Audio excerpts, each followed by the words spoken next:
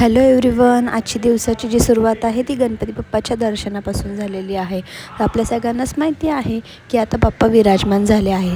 त्याचप्रकारे गौरी गणपतीचा सण हा खूपच छान आणि आपण सगळे त्याची वर्षभरापासून वाट पाहत असतो ह्या 10 दिवसाची. आणि हे 10 दिवस असे निघून जातात की आपल्याला कळतं नाही कधी बाप्पा बसलेत आणि कधी त्यांचं विसर्जन येतं.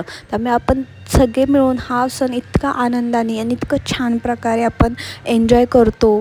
ते जे 10 दिवस ढोल ताशाचा आवाज, ती आरती, हे सगळं खूपच छान वाटतं ऐकायला. त्यानंतर इकडं आज होतं गौरी आवाहन, त्यामुळे आमची इथे गौरीसाठीची तयारी चालू होती.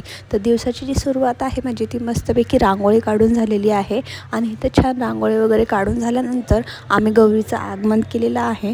गौरीच्या आगमनानंतर आम्ही तिला सजवण्यासाठीची पूर्ण तयारी केली होती. तर इकडे तिला लागणारे जे वस्त्र आहेत, साडी, ओटीचं सामान, बांगड्या आहे, ते सगळं आम्ही छानपैकी सजवून ठेवलं होतं.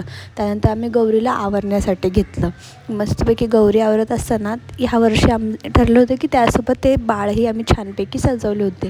तर इथं मी आणि मावशी मिळून ती मस्तपैकी गौरीचं डेकोरेशन करत होतो आणि छानपैकी गौरी गणपतींना आवरत होतो. ह्या सगळ्यामध्येच आमचा पूर्ण दिवस निघून गेला. आणि त्यानंतर फायनली आमच्या गौरी गणपती छानपैकी सजवून झालेल्या आहेत. आणि त्या सजवल्यानंतर इतक्या छान दिसत होत्या की खूप, म्हणजे मी शब्दात सांगू शकत नाही, त्या इतक्या सुंदर दिसत होत्या. आणि हा लूक आहे जो गौरी सजवल्यानंतरचा. हा सगळं सजवण्यासाठी आम्हाला पूर्ण 1 ते 1.5 तासाचा वेळ लागलेला आहे.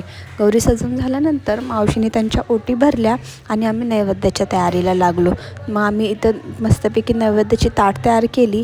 नैवेद्यासाठी आम्ही केलेले पंचपक्वान्न हे सगळे एका प्लेटीमध्ये वाढून घेतलं आणि मी मावशीला मदत करत होते.